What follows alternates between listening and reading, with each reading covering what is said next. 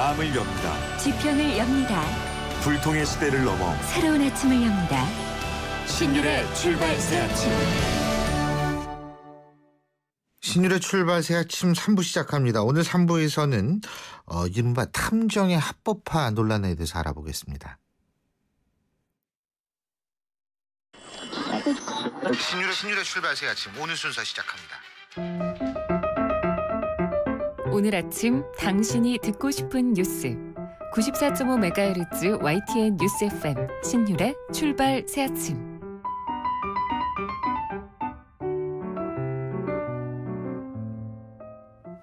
저희가 오늘 4부에서 그 영화 얘기하는 날이죠. 시네마인 뉴스 여러분 기다리고 있는데요. 그런데 요새 하는 영화 중에 탐정 더 비기닝이라는 영화가 있습니다. 그런데요, 어떻게 이 시기가 딱 맞춰 떨어졌는지 모르겠습니다만 지난해 박근혜 정부의 신직업 육성 추진 계획의 일환이었었죠. 사립탐정, 정신 명칭은 민간조사원입니다. 이 정부와 경찰이 이 민간조사원 제도 도입을 위해서 적극적으로 나섰지만 또 여기에 반대하는 목소리도 만만치 않습니다. 경찰은 관련 정책 홍보를 위해서 블로그까지 개설하면서 홍보에 나섰지만 국회는 관련법을 두고서 결론을 내리지 못하고 있는 게 현실인데요. 지금 민간조사원, 한국판 셜록 홈스를 둘러싼 찬반 입장 오늘 3부에서 들어보겠습니다. 먼저 찬성하는 입장이죠. 하금석 대한민간조사협회 회장부터 연결해서 입장 들어보겠습니다. 하 회장님 나와 계시죠? 네. 예. 자, 먼저 사립탐정, 그러니까 민간조사원 활동이 합법적으로 인정받아야 하는 이유부터 말씀해 주시죠. 네. 민간조사 제도는 국민의 권익 보호를 위해서 꼭 필요한 제도입니다. 잘 아시겠지만 이미 선진국에서 합법적으로 제도화되어 있는 탐정 서비스 업무로 일반 국민들이 일상생활에서 생각지도 못한 범죄나 사건, 사고가 발생하여 피해를 입었을 때 정황 증거, 사실 조사 확인 등 도움을 줄 수 있는 전문직입니다. 자, 권익보호를 위해서 필요하다. 물론 그럴 수 있습니다. 네. 근데 제가 궁금한 게 뭐냐면 권익보호 이게 공짜로 해주는 건 아니잖아요. 그렇겠죠. 그죠? 아무래도 비용을 인건비를 그럼 받고 여기 일을 하는 거니까. 권익보호도 빈익빈 부익부 이런 현상 나타나는 거 아닙니까? 아니죠. 지금도 예를 들어서 변호사 수임 같은 경우에도 예. 있는 사람은 있는 대로 변호사를 몇 분이나 수임을 할 수도 있는 거고 예. 또 민간조사제도가 법제화된다면은 없는 사람들 같은 경우에는 국가 차원에서 국선 민간조사제도도 검토해 볼 수 있겠죠. 국선 민간조사원 제도도 생각해 볼 수 있다. 이 말씀이시군요. 예, 예. 그리고 사건 사고로 인해서 피해받은 이들의 도움을 준다. 이것도 맞는데 경찰이 원래 이거 해야 되는 거 아니에요?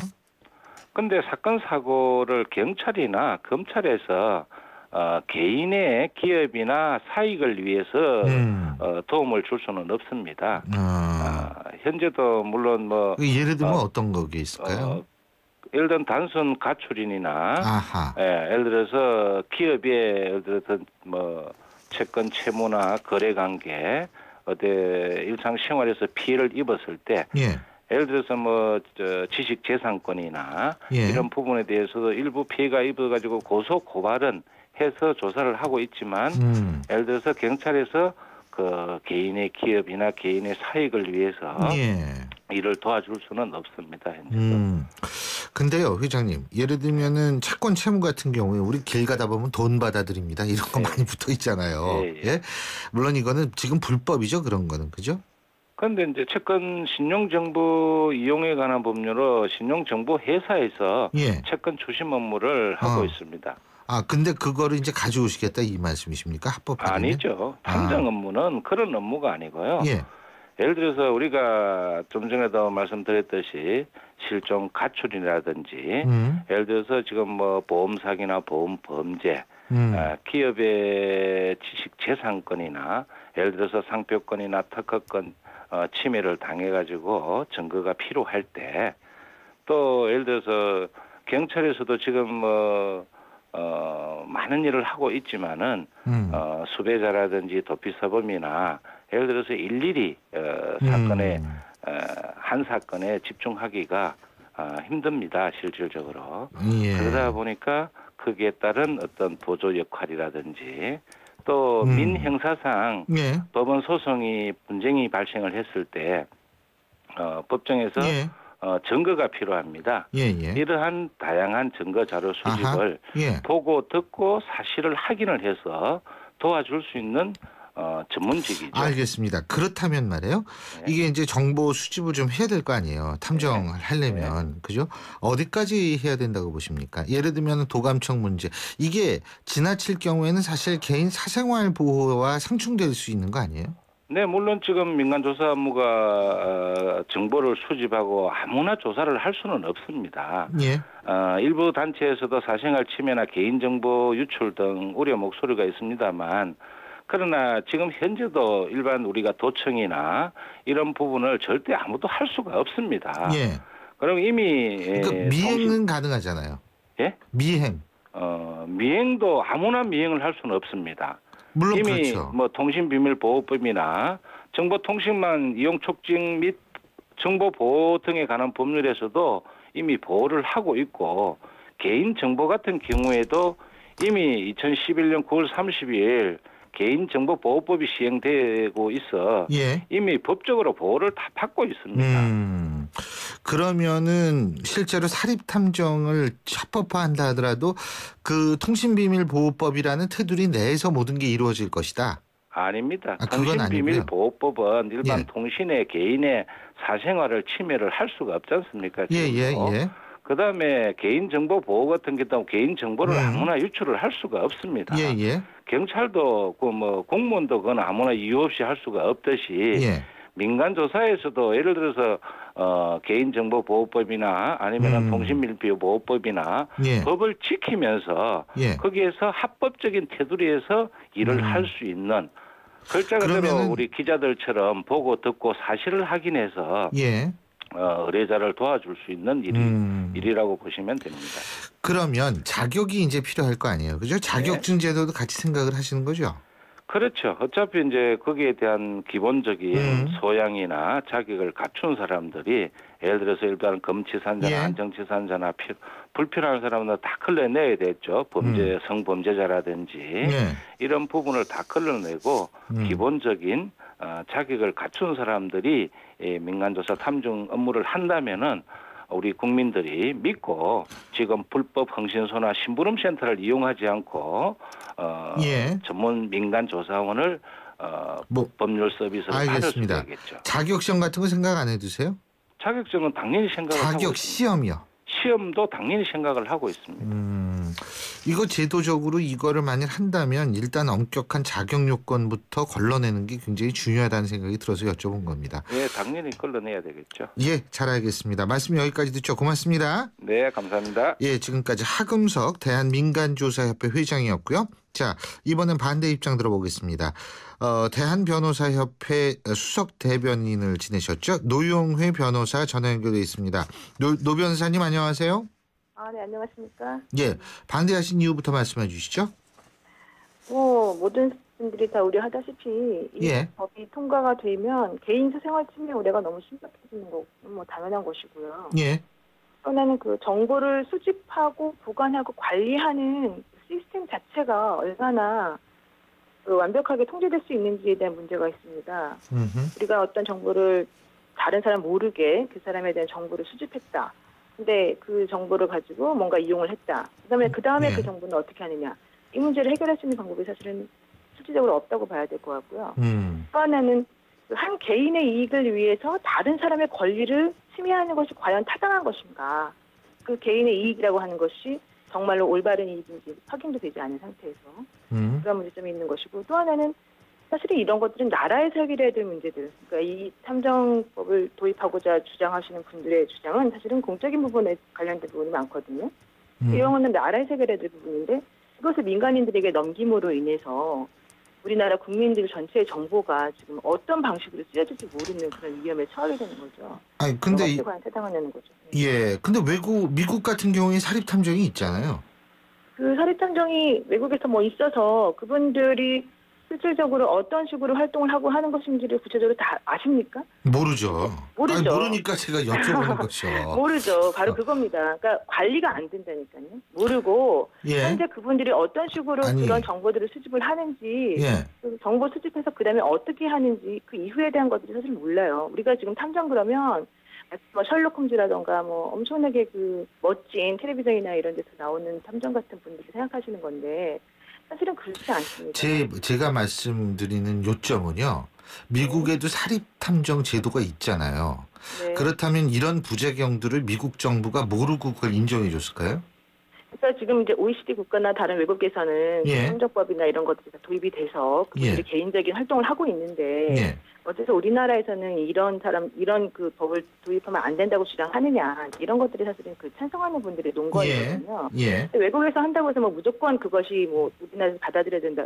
그건 좀 말이 안 되는 것이고 또 하나는 뭐 그동안에 여러 번 그 개인정보 해킹이라든가 유출이라든가 이런 문제가 우리나라에서 많이 터져왔었거든요.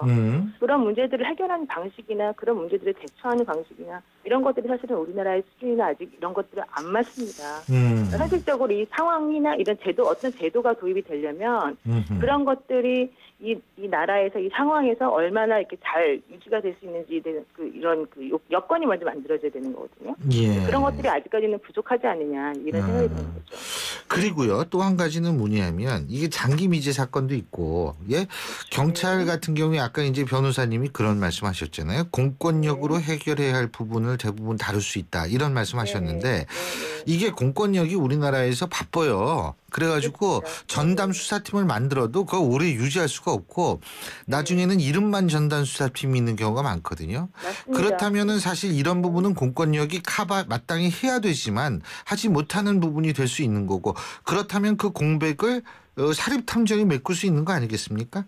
아니 그분들을 경찰 공무원을 수를 늘림으로 인해서 삭제를 하면 되는 거죠. 아하, 하면. 예. 그러니까 우리나라에서 지금 가장 얘기되는 게 일자리 창출이라던가 그다음에 뭐 민간이 손대 뭐 공권력이 쓸 수 없는 부분에 대해서 하겠다는 왜 못하게 하느냐 이런 논리인데요. 예. 아니, 그거는 우리나라 지금 경찰 공무원이나 이쪽 부서에 관련된 분들의 일선이 모자라기 때문이거든요. 말씀하시는 부분은. 그럼 나라에서 당연히 그분들을 준 공무원이든 어떤 형태로든 뽑아서 예. 인원을 확충하고 그분들이 실질적으로 활동할 수 있게끔 여건을 마련해주고 관리를 해주고 예. 그런 식으로 해결을 해야 되는 것이지 개인적인 차원에서 이거는 니네가 해라 우리가 지금 사람이 없다 돈이 없다 이렇게 해서 해결될 문제는 아니라는 거죠. 그리고 여기에서 이제 뭐 할 수 있는 일이라는 게 뭐 가출 같은 거 사실 이런 거 경찰에서 잘 많은 관심을 갖지 않고 있고 그죠? 네. 지적재산권 문제도 아까 이 찬성하시는 즉 대한민간조사협회 회장이 그런 말씀하셨는데 이게 제가 그랬어요. 돈이 없는 사람은 그럼 어떻게 하느냐? 예? 바로 그거예요. 권리도 빈익빈 부익부 나타나는 거 아니냐? 제가 이렇게 물어봤더니 네. 변호사도 국선 변호인이 있듯이 국선 탐정 제도로 두면 된다. 그건 적극적으로 고려하겠다. 이런 말씀하셨거든요. 국선 탐정 제도가 뭡니까? 결과적으로는 경찰 공무원 늘리면 되는 거 아닙니까? 지금 그 사립 탐정들이라고 불리는 사람들에게 우리가 돈을 주고서 일을 맡기거든요. 네. 그 사람들이 실제 일을 어떻게 하는지는 정확히 파악을 못하고 있지만 일주일에 보통 100만 원 정도씩 들어간다 그래요. 일주일에 100만 원이요? 예, 예를 들면 개구리 소년 말씀을 항상 하시는데 예.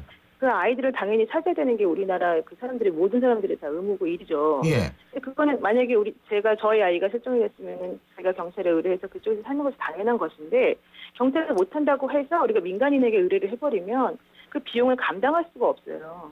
실제로 한 달에 있어가 끝날지 2달에 끝날지 1년에 끝날지 모르겠지만 예. 그 비용이 만만치가 않습니다. 그러면 원칙적으로 나라에서 해결해 줘야 되는 부분을 민간인에게 떠넘기면서 너네들 저희 가서 해라 라고 얘기를 하게 되면 돈 있는 사람들은 혜택을 받을 수 있겠죠.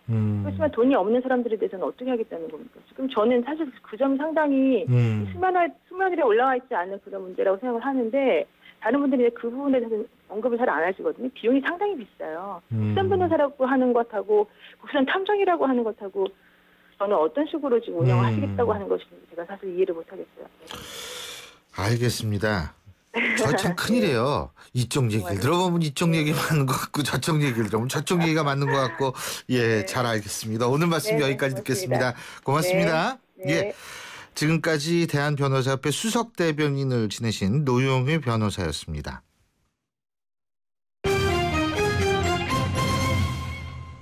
경제 뉴스 알아보겠습니다. 최요한 경제평론가 전화 연결합니다. 안녕하십니까? 예, 안녕하십니까. 최요한입니다. 오늘부터 코리아 블랙 프라이데이가 시작이 되는데 예. 블랙 프라이데이가 진짜 시작이 되지만 이게 사람들이 여기에 호응을 많이 할까요? 뭐 오늘 어떻게 됐는지 한번 봐야죠. 예. 여기 딱 집어서 이 말씀드리기는 어렵고요. 일단 정부에서 메르스로 인한 내수 침체를 극복하고 유혹하던 외국인 관광객을 끌어모아서 소비 진작하겠다. 예. 이 아이디어로부터 출발했는데요. 아하. 이 인위적인 소비 진작 행사 막 비판도 나오지만 예. 안 하는 것보다 낫지 않냐. 뭐 이런 반비판도 있습니다. 예. 일단 현재 상황 전체적으로 봤을 때 그다지 큰 효과를 보기는 한계가 있다라는 생각이 드는데요. 예. 첫 번째로는 이 제조업 중심의 미국 블랙 프라이데이에 비해서 유통업 중심의 한국 블랙 프라이데이는 그 할인율에 있어서 명확하게 뒤떨어진다. 뭐 요즘 언론에서 계속 이야기가 하고 있고요. 예. 두 번째로는 정부가 내수 침체 원인 메르스라는 단일 사건으로 상정한 오판을 하고 있는 거 아니냐. 아하. 뭐 이런 생각도 듭니다. 예. 사실 시장 경제 원리에 따라서 소비자들의 구매 욕구 충족시키고 판매자들 이익 실현하는데 예. 정부가 일정적 역할을 하는 건 인정할지라도 예. 현재 내수 침체와 경기 불황이 과연 소비자들의 지갑을 열지 않고 있기 때문인가. 예. 1,000만에 달하는 비정규직과 양극화로 나온 사회구조 등 더 근본적인 문제에 대해서 오히려 눈을 갖고 있는 거 아니냐. 이런 비판에서 설득력을 얻고 있는데요. 예. 일단 오늘 시작하는 블랙 프라이데이 잘 됐으면 좋겠어요. 아, 물론 잘 됐으면 네, 잘 좋겠는데 요새 하도 이게 힘들어가지고. 예, 좀 지켜보겠습니다. 그리고 우리나라 2015년 국가 경쟁력 평가에서 사우디아라비아와 말레이시아에도 추월당했다. 말레이시아 얘기니까 충격인데요. 예. 이게 어제 세계경제포럼 2015년 국가 경쟁력 평가에서 지난해에 이어 우리나라 2년째 26위입니다. 예, 우리나라 국가 경쟁력 순위가 가장 높았던 때가 지난 2007년이었거든요. 그때가 싱가포르, 일본, 영국, 네덜란드에 이어서 우리나라 11위였습니다. 예. 이제 이후에 계속 떨어져요. 이게 2008년에 13위, 2009년 19위, 2010년 20위, 2011년 24위로 계속 하락했고 2012년에 잠시 순위에 또 올라갑니다. 19위로 반등했었는데 다시 2013년, 14년 25위, 26위 계속 이렇게 떨어진 기록을 갖고 있습니다. 이게 그 2004년도에 29위를 했었거든요. 예. 이후에 가장 낮은 순위인데요. 우리가 경쟁하던 주변국들, 뭐 싱가포르, 일본 아주 빠른 속도로 우리 앞서가고 예. 있고요. 우리보다 나아졌던 홍콩, 대만, 말레이시아, 사우디아라비아 등등 우리나라 추월했고요.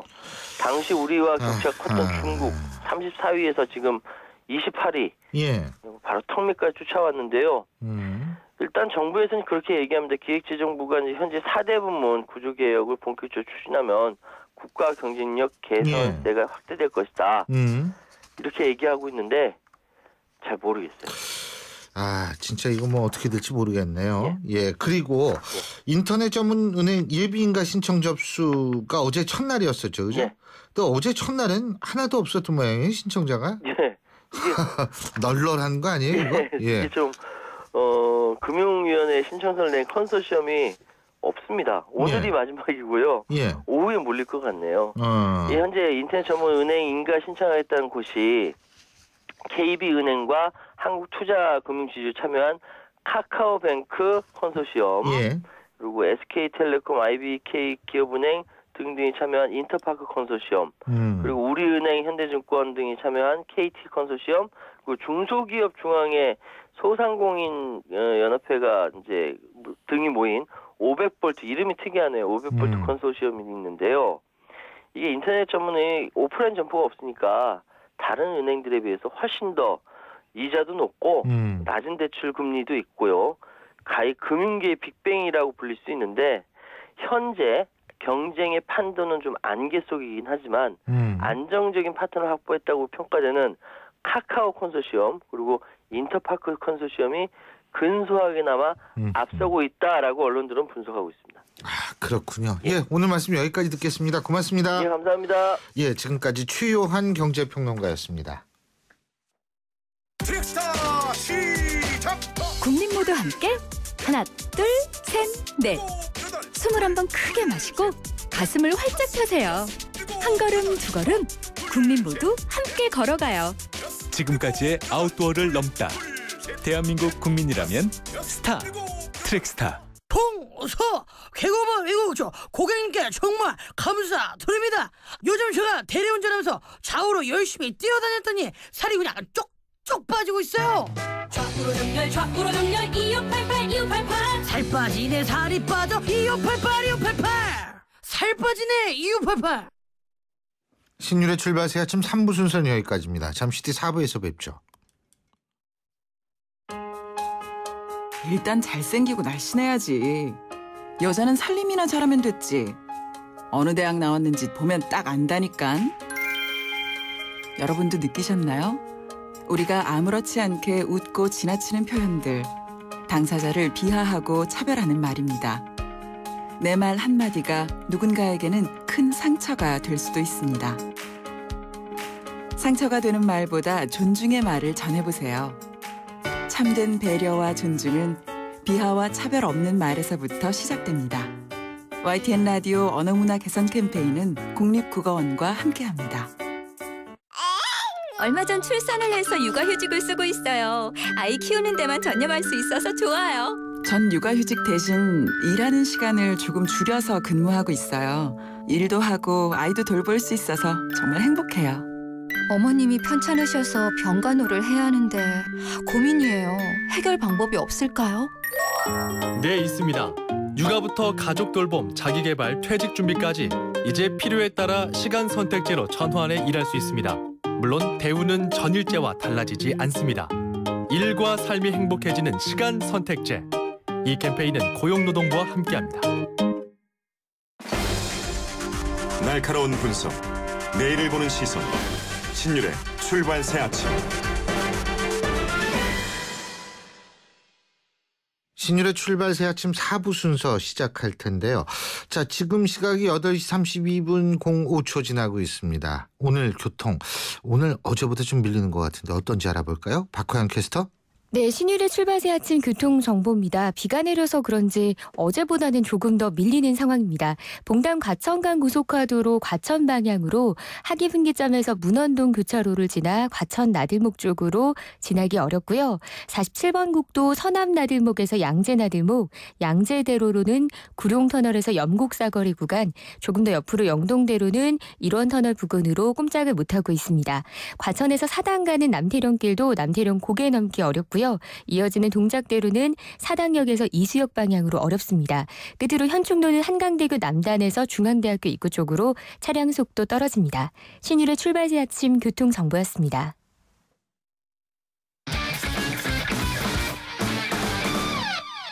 스포츠 소식 알아보겠습니다. 최동호 스포츠평론가 전화 연결합니다. 안녕하십니까? 예, 안녕하세요. 토트넘의 손흥민 선수 말이에요. 부상당했다고 그러는데 많이 다쳤어요? 예. 이 토트넘이 구단 홈페이지를 통해서 이 손흥민 선수가 발 부상을 당했다고 밝혔습니다. 이 지난 26일에 열렸던 맨체스터 시티전에서 발을 다쳤는데 회복이 되지 않았다고 설명했거든요. 예, 정확한 부상 정도하고 이 부상 부위를 밝히지는 않았습니다. 현재 이 손흥민 선수 팀 훈련에서 제외된 상황이고요. 이 토트넘 의료진의 계속 이 토트넘 의료진이 손흥민 선수의 회복하고 재활을 지켜보고 있습니다. 그렇군요. 내일 5.18 리그 AS 모나코전이 있는데 그럼 내일 못 나오겠네요? 예, 아마도 그렇게 보입니다. 현재 이 부상 때문에 팀 훈련에 참가하지 못하고 있다는 것을 감안해 보면 내일 AS 모나코전 출전은 좀 어려워 보이고요. 내일 모나코전뿐만이 아니라 이 부상 회복이 계속해서 더디게 이루어진다면 이 다음 주 목요일에 있는 러시아 월드컵 2차 예선 쿠웨이트전도 출전이 어려울 수도 있을 것 같습니다. 예. 그리고 어제 그 플라티니 유럽 축구연맹 회장이 스위스 검찰의 수사를 받았다 이런 얘기 말씀드렸었잖아요. 예. 여파가 만만치 않은 모양이에요. 예, 그렇습니다. 어제 수사받고 나왔던 플라티니 회장이 정보 제공 차원에서 조사를 받았다. 범죄 혐의와 나는 전혀 관련이 없다. 이렇게 얘기를 했거든요.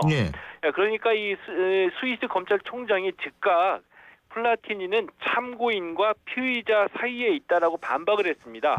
자, 이 말은 이 플라티니가 언제라도 이 피의자 신분으로 다시 수사를 받을 수도 있다는 것을 암시하는 얘기인데요. 만약에 이 플라티니 회장이 피의자 신분으로 전락하게 되면은 내년 2월에 있을 이 FIFA 회장 선거에 상당한 영향력을 미칠 것으로 예상이 되는데 이 로이터 통신은 벌써 이 플라티니가 유력 후보가 더 이상 아니다 이렇게까지 보도를 했습니다. 예. 이 FIFA 회장 선거에 출마한 이 정몽준 대한축구협회 명예회장으로서는 상당히 유리한 국면으로 흘러가고 있다라고 볼 수 있겠죠. 당선 가능성이 더 높아지는 거죠. 예. 이게 참 본의 아니게 일이 이렇게 됐는데 예. 이런 거 보면 그 운명이라는 게 있어요. 예. 예.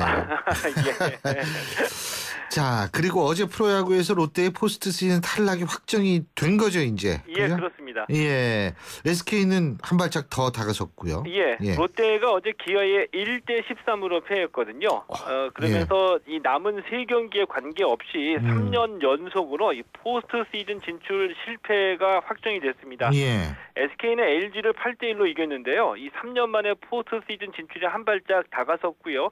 이 한화하고 기아도 승리를 거뒀는데 하나하고 기아가 포스트 시즌에 진출하기 위해서는 남은 경기를 모두 다 이겨놓고 SK의 승패를 지켜봐야지 되는 어려운 입장입니다. 예. 그리고 내일 경상북도 문경시에서 세계 군인 체육대회 열리죠. 그죠? 예. 예.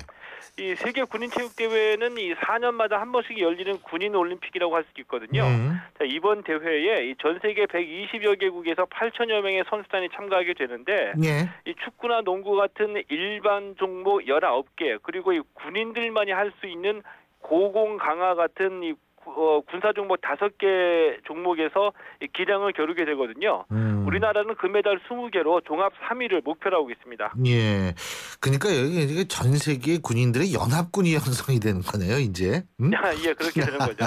예. 오늘 말씀 여기까지 듣죠. 고맙습니다. 예, 고맙습니다. 예, 지금까지 최동호 스포츠 평론가였습니다. 영화로 뉴스를 읽어보는 시간. 시네마인 뉴스.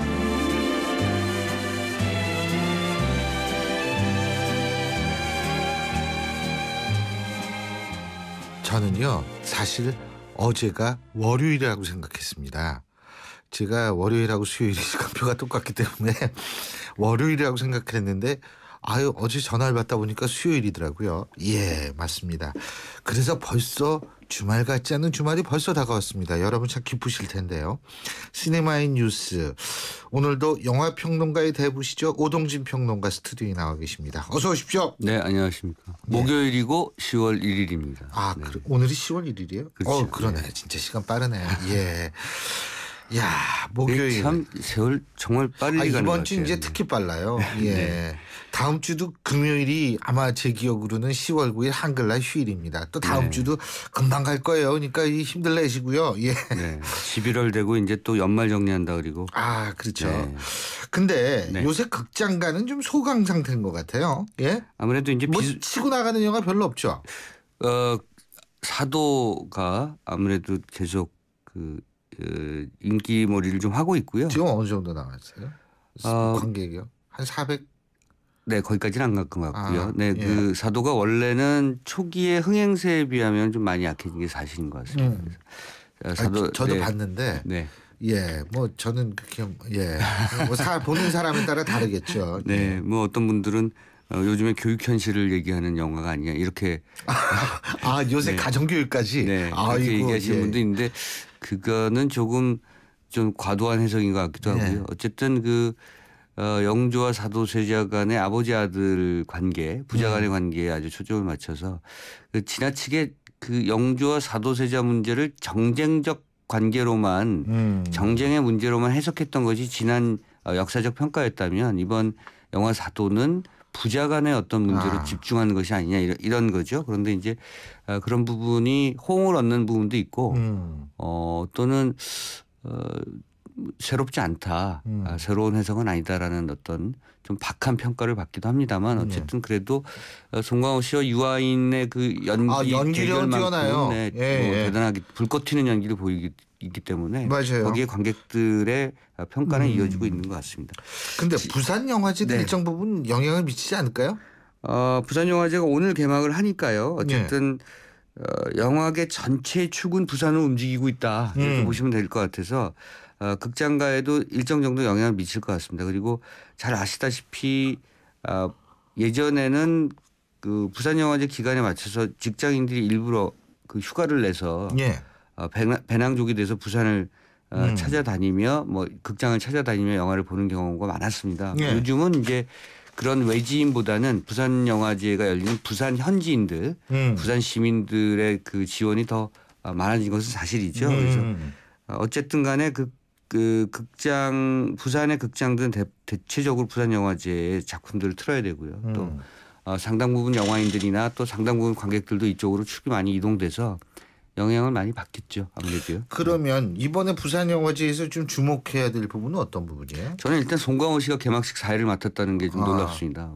원래 송강호 씨가 이런 데는 잘 안 나타나거든요. 그리고 영화 스크린 속에서 외에는 무대에 오른다든가 뭐 이렇게 사회를 본다든가 뭐 다른 토크를 한다든가 이런 거 잘 안 하는 배우로 굉장히 유명한데 이번에 20년이고 개막된 지 부산영화제가 시작된 지 20주년이지 않습니까? 그래서 아마 그런 것들을 기념하기 위해서 송강호 씨가 아마 맡은 것 같고요.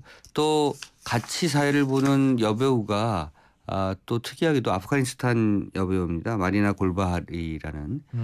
그래서 아마도 부산국제영화제가 이번에는 어찌 됐든 원래 시작했던 그런 기획 의도대로 아시아적 그 영화의 어떤 정체성을 강하게 부각시켰다. 그래서 개막식 사회도 아프가니스탄 여배우로 선택을 했고 또 개막작도 인도 영화, 폐막작도 중국 영화. 그래서 아시아 영화로 이렇게 방벽을 둘러싼 듯한 그런 느낌을 주고 있습니다. 실제로 그 아시아 영화의 거장급 감독이라든가 또 스타급 감독들이 대거 부산을 찾는데요. 대만의 그 거장 감독이죠. 허샤오시엔이 저는 이 작품 정말 보고 싶은데요. 허샤오시엔이 워낙 작가주의 감독으로 유명한데 이번에 네. 마치 그 이병헌 주연의 협객 마냥 예. 자객 서분랑이라는 무협 영화를 찍었습니다. 그래서 작가주의 감독의 그 무협 영화는 과연 어떨까? 물론 이제 왕가희 감독의 일대종사 같은 작품도 있었습니다만 저는 개인적으로 굉장히 주목하는 작품이고요.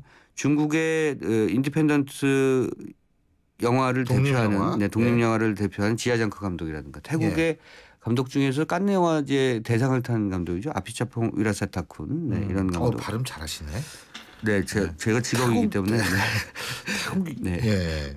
진명님 뭐 탕웨이 같은 그런 아시아권 스타라든가 또 제가 또 보고 싶은 작품 중에요. 클로드 룰루슈의 그 남가여가 있지 않았습니까? 예전에 신남가여가 있습니다. 클로드 룰루슈 감독의 새로운 작품이 이번에 그 부산영화제를 통해 소개가 되는데요. 클로드 룰루슈 감독도 옵니다. 또 일본의 고레에다 히로카즈 감독의 바닷마을 다이어리 같은 작품 그리고 홍콩의 두기권 감독 화려한 샐러리맨이라는 작품으로 부산영화제에서 선을 보이는데요. 두기권 감독은 정말 흑사회 같은 작품으로 이쪽 그 아시아권의 그 갱스터 누아르의 대표적 감독으로 유명하죠. 이런 작품들은 정말 저도 다 보고 싶은 작품들입니다. 그러니까 부산영화제에 보셔야지. 예.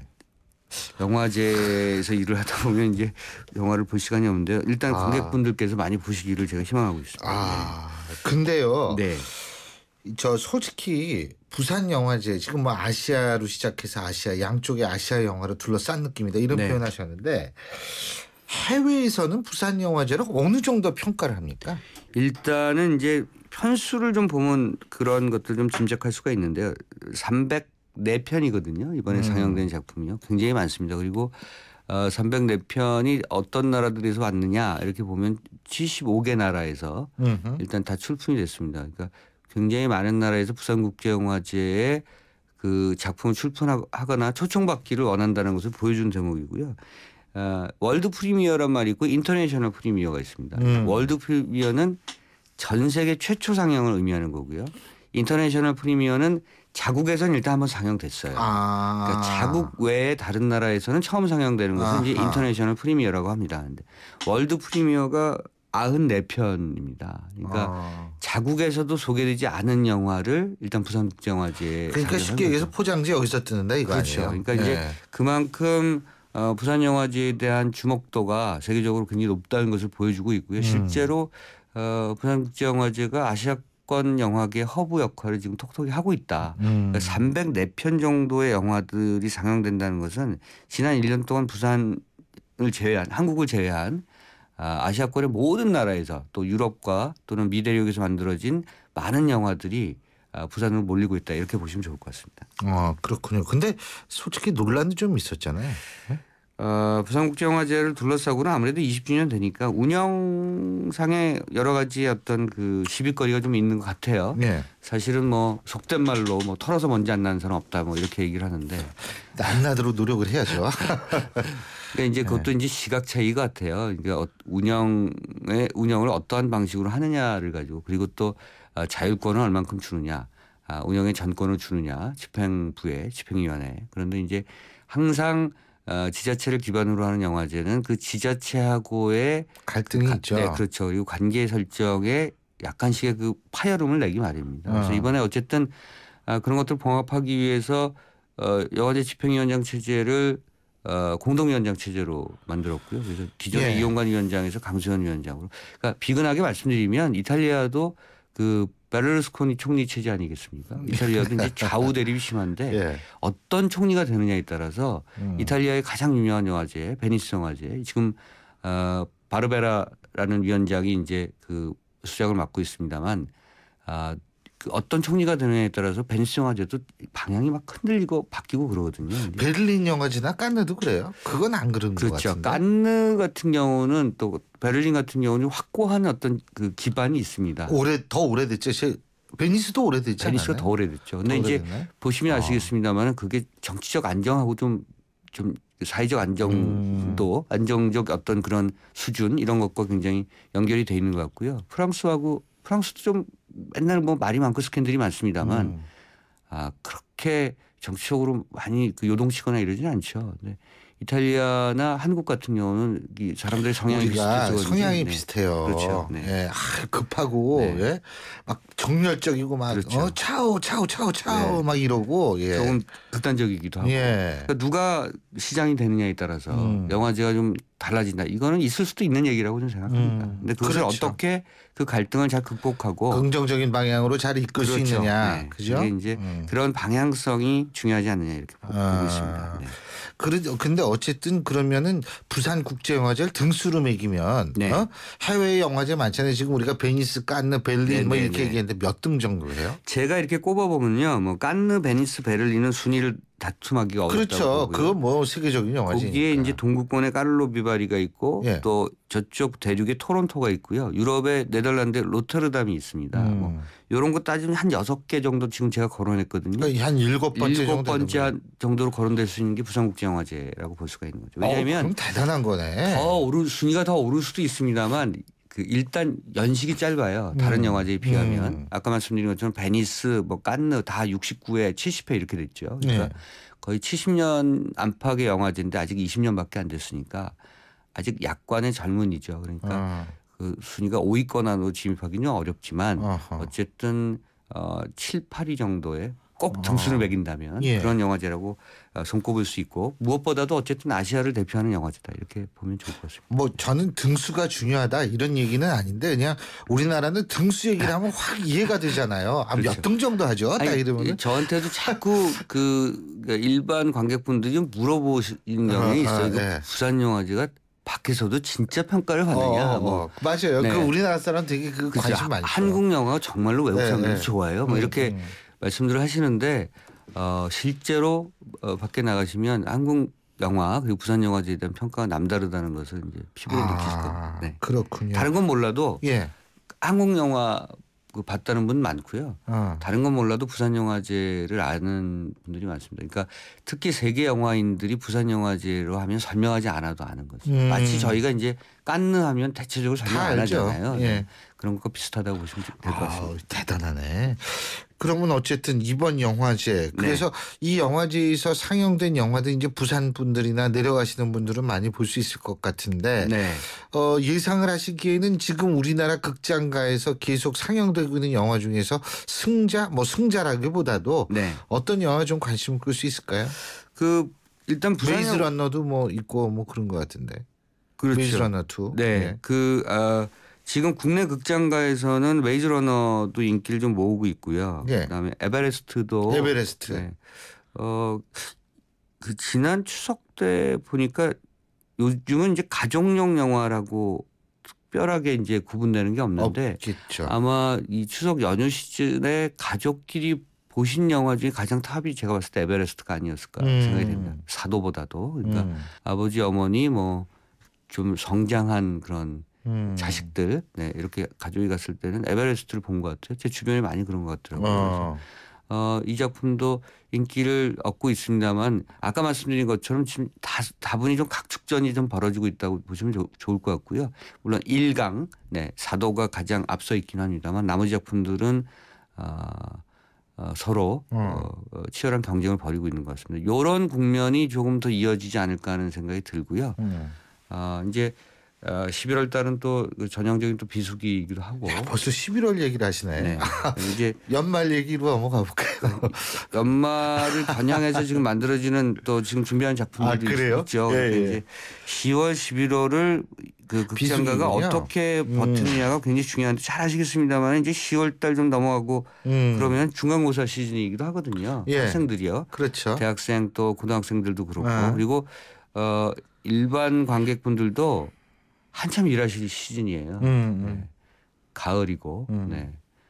그리고 이제 가을은 사실 극장보다는 야외로 나가는 게 좋죠. 네. 그리고 연말 되기 전에 사실은 예산안 정리 이런 거 11월 달에 내년도 예산안 정리하고. 갑자기 이렇게 건조한 얘기를 하십니까? 10월 달에 할 일이 많기 때문에 네. 그래서 극장가도 굉장히 그런 부분에 대해서 긴장하고 있다 이런 말씀을 드리고 싶습니다. 자, 오늘은 어떤 노래 듣고 헤어질까요? 저 소피 마루소가 오지 않습니까? 예. 네, 부산영화제에 제가 꼭 보고 싶은 두 여인 네, 예. 소피 마루소와 나스타샤 킨스키가 옵니다. 네. 저희 세대의 그렇죠. 로망이었죠. 예. 물론 하비 카이틀 같은 또 틸다 스윈튼 같은 그런 여신급 배우도 오고요.